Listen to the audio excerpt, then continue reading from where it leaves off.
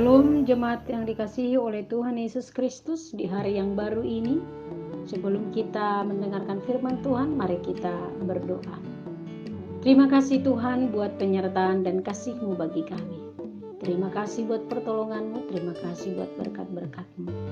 Kami serahkan seluruhnya ke dalam tangan Tuhan, karena Tuhan memberkati seluruh hidup kami, sehingga hidup kami boleh menjadi berkat.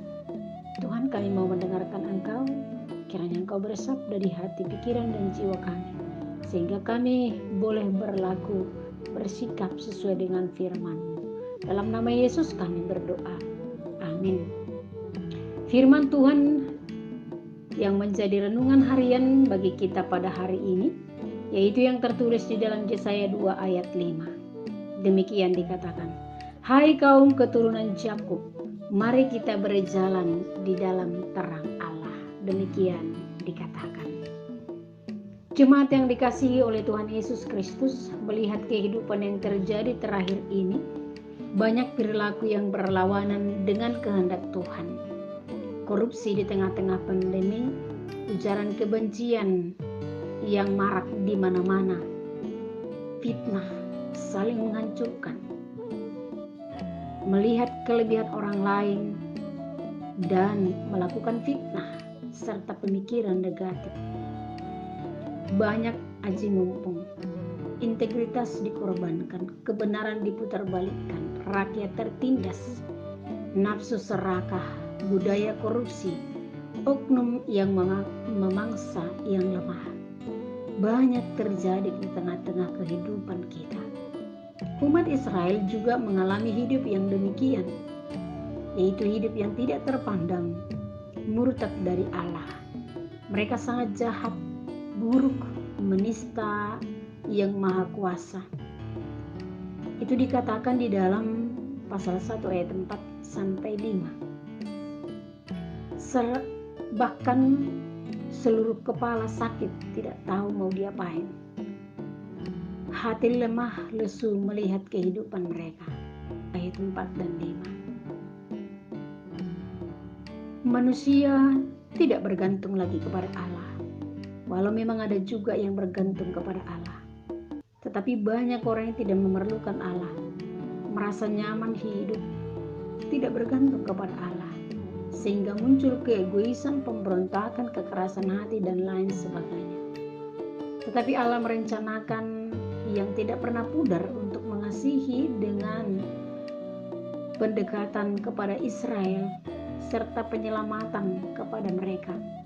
Tuhan menetapkan penghancuran Yerusalem adalah bagian daripada keadilan bagi umatnya yang tidak menjalankan ketetapan Allah. Tetapi oleh karena semua itu, Allah merancangkan pemulihan secara universal melalui Yesus Kristus.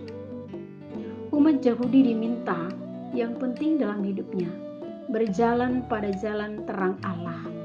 Bangsa-bangsa lain sudah datang kepada Allah dan sangat bersemangat masuk ke rumah Tuhan. Supaya Israel juga menikmati hal itu, bahkan bangkit dari dalam kehidupan yang lama dengan menikmati damai sejahtera yang besar dari Allah. Apapun yang dilakukan oleh orang lain, namun bangsa itu diharapkan berjalan pada jalan terang Allah. Tuhan sudah memberi dan mengajar kita jalan-jalan Tuhan. Marilah kita hidup di dalam terang Allah, berjalan dalam terang kedamaian dan melanjutkan hidup dengan sukacita dan hidup di dalam Allah, sehingga anak-anak Allah tampak sebagai seorang yang bersinar di tengah-tengah dunia ini. Ungkapan yang sama juga dikatakan kepada kita. Mari berjalan pada jalan terang Allah. Kita sudah memahami dan mengerti tentang jalan-jalan Tuhan. Berjalanlah pada jalan Tuhan dan terang Allah. Walau banyak di dunia ini hidup di dalam kegelapan, kejahatan, sebagai anak-anak jahat dan anak-anak kegelapan, tetapi kita adalah anak Tuhan. Hiduplah berjalan pada jalan terang Allah untuk menyinari dunia yang penuh dengan kegelapan ini. Jangan biarkan hidup kita bersama dengan dunia ini, bahkan berenang di tengah-tengah kejahatan dunia ini, menikmati kejahatan dunia. Tetapi kita bangkit menjadi anak-anak terang, anak-anak yang menghidupi kehidupan yang dikehendaki Allah. sehingga hidup kita boleh menjadi berkat. Tuhan memberkati.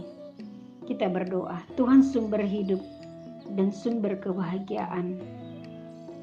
Tolong kami keluar dari kegelapan dan masuk kepada jalan Tuhan, sehingga kami mampu bersinar di dunia ini. Dalam nama Yesus kami berdoa. Amin.